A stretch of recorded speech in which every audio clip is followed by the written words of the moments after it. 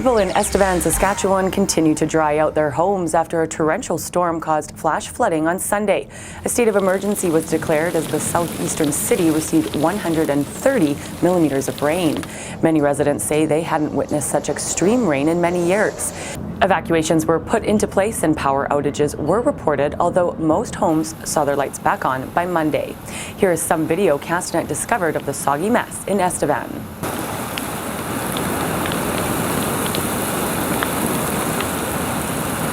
Avenue. Oh, it's up to the bottom of it. It's up to the bottom of the car.